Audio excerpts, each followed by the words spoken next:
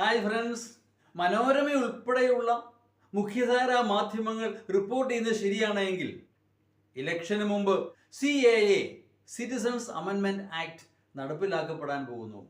അതിനുള്ള പണിപ്പുരയിലാണ് കേന്ദ്ര ഗവൺമെന്റ്. അങ്ങനെ സംഭവിക്കുകയാണെങ്കിൽ സ്വതന്ത്ര ഇന്ത്യയുടെ ചരിത്രത്തിൽ ആദ്യമായിട്ടായിരിക്കും മതം ഒരു മാനദണ്ഡമാവുന്നത്.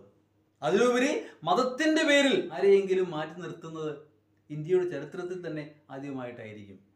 ഒരുപക്ഷെ അങ്ങനെ സംഭവിക്കുകയാണെങ്കിൽ മതേതര രാഷ്ട്രം എന്നതിൽ നിന്ന് നമ്മൾ മതരാഷ്ട്രമായി മാറുന്നു എന്നാണ് നാം മനസ്സിലാക്കേണ്ടത്.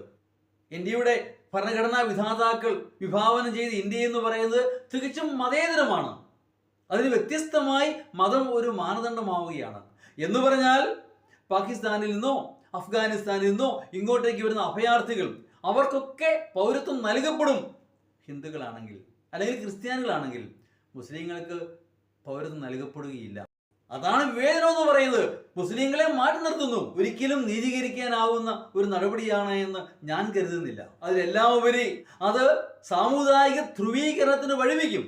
തീർച്ചയായിട്ടും അങ്ങനെ പൗരത്വം നൽകുന്ന ആ ഹിന്ദുക്കള് ആ BJPക്ക് വോട്ട് ചെയ്യും. അങ്ങനെ വോട്ട് തന്നെയാണ് ലക്ഷ്യം. അന്തിമമായ ലക്ഷ്യം വോട്ടാണ്.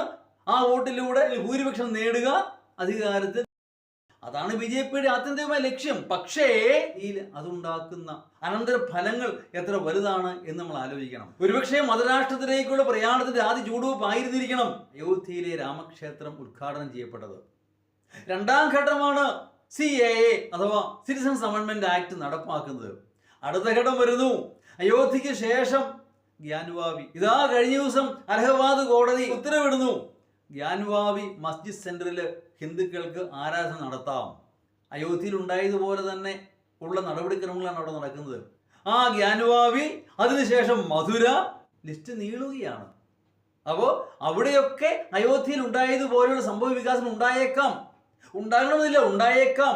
അതിലേക്കാണ് കാര്യങ്ങൾ നീങ്ങുന്നത്. വളരെ അപകടകരമായ കാലഘട്ടത്തിലൂടെയാണ് ഇന്ത്യ കടന്നു പോകുന്നത്. തീർച്ചയായും ആത്മസംയമനത്തിലൂടെ മാത്രമേ വലിയ പ്രശ്നങ്ങളിൽ നിന്ന് രക്ഷപ്പെടാനാവുകയുള്ളൂ. അതോടൊപ്പം തന്നെ ഇന്ത്യയിലെ ബഹുഭൂരിപക്ഷം ജനങ്ങൾക്ക് ഈ ഹിഡൻ അജണ്ട മനസ്സിലാവുന്നില്ല എന്നുള്ളതാണ് യാഥാർത്ഥ്യം.